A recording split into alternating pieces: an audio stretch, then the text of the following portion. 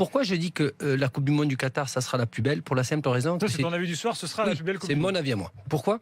Parce que déjà, c'est une région où ils sont fous de foot.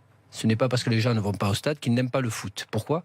Parce que climatiquement et face à la façon de vivre qui est plus à l'intérieur qu'à l'extérieur, puisque tout se fait plutôt dans les malls ou dans les habitations dû au climat, cette Coupe du Monde, déjà d'une, elle se déroule non pas l'été, mais au mois de novembre-décembre, qui est un très bon climat.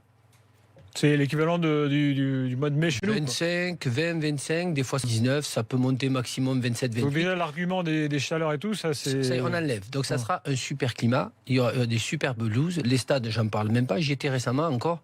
Ça va être fabuleux, on va être un petit peu... c'est impressionnant les stades, comment ils vont être.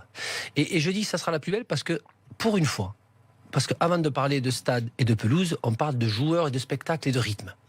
Pour une fois, on va avoir des joueurs qui vont arriver novembre, décembre, pas cuits, pas fatigués, pas épuisés, pas harassés physiquement, avec tout un championnat qui est très dur, plus une finale de Champions League. Là, non.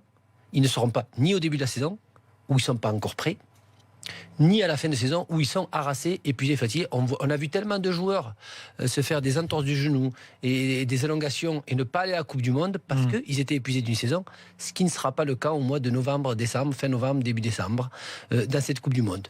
Deuxièmement, il n'y aura plus du tout de trajet pour le dérouler à Doha, ce qui fait que il n'y aura pas, ils s'entraîneront, ils rentreront à l'hôtel. Il faut rappeler que le Qatar, c'est grand comme la Corse, en gros. Voilà, exactement, c'est tout petit, et tout se déroulera à Doha, donc ça fait qu'il n'y aura pas de bus, d'avion, de 2 heures ou 3 heures de vol, pas de décalage comme on a pu le voir au Brésil, pas de changement de climat total non plus pour les joueurs.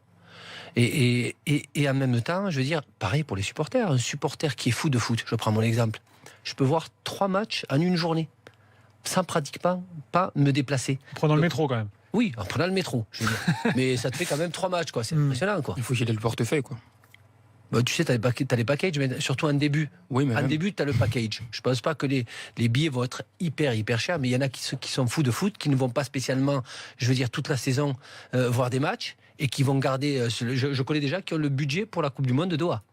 Déjà maintenant. Parce que tout se fait petit à petit. Et donc, rien que pour ça, pas de fatigue, dans un bon climat, pas de déplacement du tout, des joueurs qui vont arriver frais, et en même temps, je veux dire, une concentration où il va y avoir vraiment cette ambiance qui va être visuelle, parce que tous les supporters seront aussi à Doha.